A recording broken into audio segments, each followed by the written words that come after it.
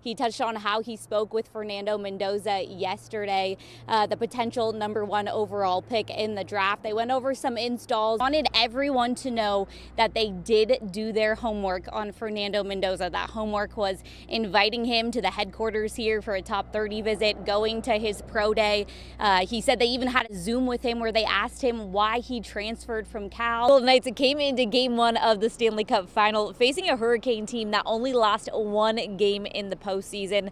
But tonight, that narrative has been changed. For the first time in franchise history, they came back from a 3-0 deficit. Captain Mark Stone also got himself a goal. He was back out on the ice from injury. They get an additional pick by just trading back 2 picks, and they also go and get their guy. I also know Chief Meteorologist Bill Bellis is going to be pretty excited that we got an Arizona guy on the Raiders. Yeah.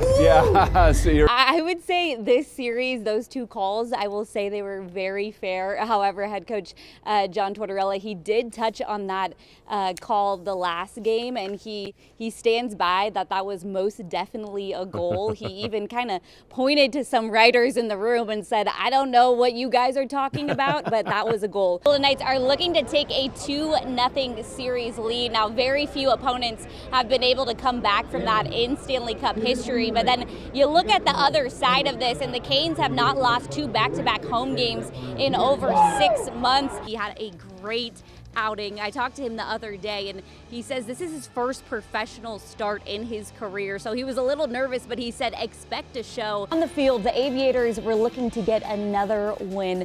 The team had plenty to celebrate before first pitch. Las Vegas recently became the first team in AAA to punch their playoff ticket, winning the first half of the season. Got after it in free agency, to say the least, and continue doing so, introducing 4 of their newest additions to the team headquarters yesterday. Important note here, all 8 free agents that the Raiders committed to earlier in the week have now all officially been signed. Ryan Craig was introduced as the Golden Knights' new head coach after spending 9 seasons with the organization. 3 of those seasons spent as the Silver Knights head coach. And over in the NBA Western Conference Final tonight, the Thunder and Spurs, how about that game? They battle in a pivotal game today. The Thunder take Game 3 in San Antonio. After signing 17 undrafted free agents, the Raiders reached a deal with several of their rookies. Joining me now is DJ Radek from NHL Network. He's an NHL analyst. You've covered the league for a very long time. You can probably relate to this a bit. Your first year in Tampa, you guys had the talent, but for one reason or another, no one really saw you guys getting to this stage. I feel like that's been the Knights storyline all season long, but then they keep proving people wrong. So what does it take, not only physically, but mentally from this group?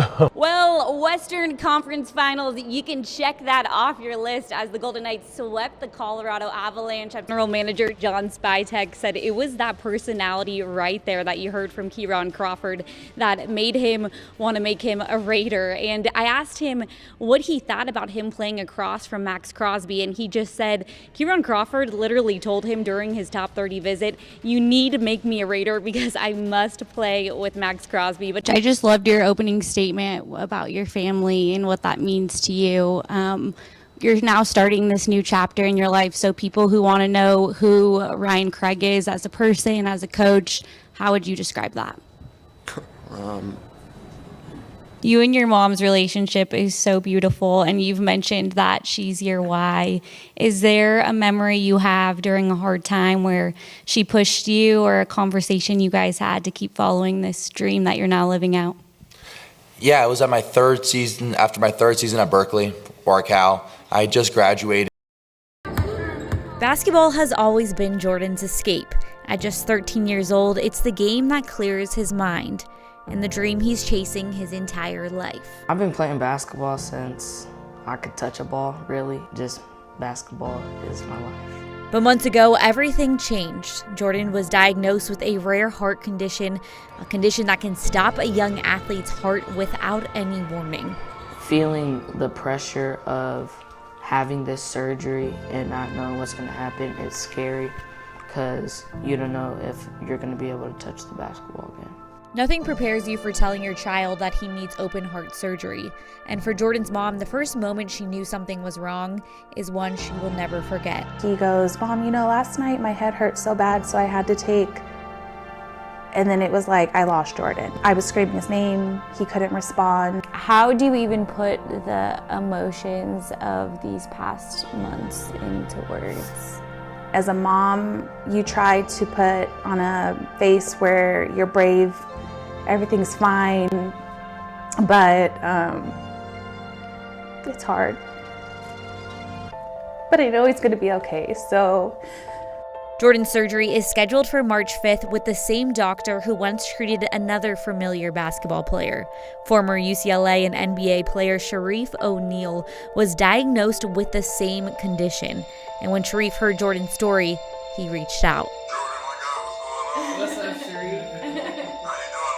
I'm good, how are you? You actually met him when you were younger, before you even knew about this, before Sharif even knew about his heart disease.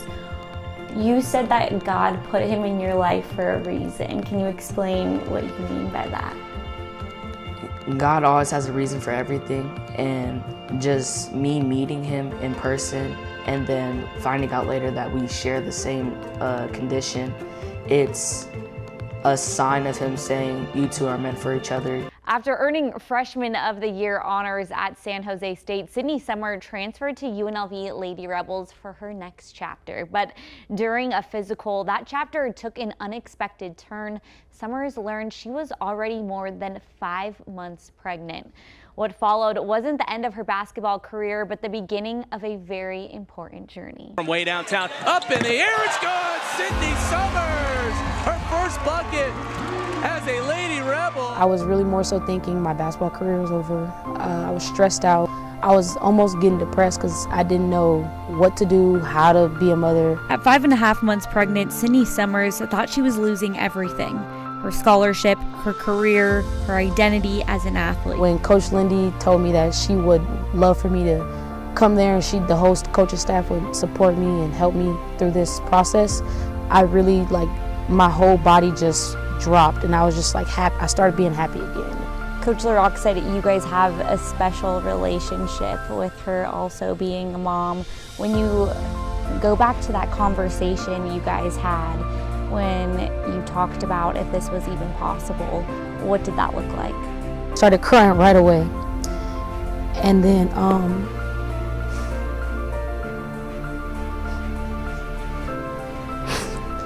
she told me, "It's okay, Sid, what is it that you have to tell me?" And I told her, I was like, "Coach Lindy, I'm pregnant and I didn't know." And she said, "It's okay." The team had plenty to celebrate before first pitch. Las Vegas recently became the first team in AAA to punch their playoff ticket, winning the first half of the season, continuing what's been one of their best seasons in franchise history. And on Father's Day, they were looking to keep that momentum rolling. The Aviators entered Father's Day already celebrating becoming the first AAA team. Here's their team photo to celebrate after taking the series 4-6 against Round Rock. But today, Round Rock made sure to squeeze in a win. Las Vegas tried to answer in the second. Kaber Rodriguez goes the other way and sends one over the wall into left field for a solo shot, 3-1. And Round Rock kept the pressure on. Gilberto Calesto leaves the yard in the fifth. And Express, well, they continue to build their lead, 5-0 at this point in the game.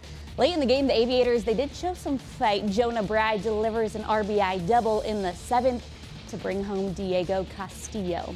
Here's the thing, the final score really only tells part of the story. The Golden Knights were already facing a very difficult task on the road. It gets very loud inside of there. Pavel Dorofeev, he found the net twice in this game. But then after that, they were forced to play shorthanded. Vegas dressed 11 forwards and 5 defensemen for much of the night after William Karlsson was pulled from the game with an injury, which did appear to be his wrist or arm. That's what he was grabbing towards. And that forced players into much bigger roles, much longer shifts, and you could really see that throughout the end of this game as Carolina just took control. Finally put a full game together, forcing 4 straight 3-and-outs. Their best defensive start since 2016. But once again, the offense couldn't cash in. The Raiders defense came out firing. Denver didn't record a single first down on its first 4 drives, something Las Vegas hadn't done since 2016. On the Raiders' second drive, Ashton Jeanty found the end zone from 4 yards out, his 6th carry already on the day.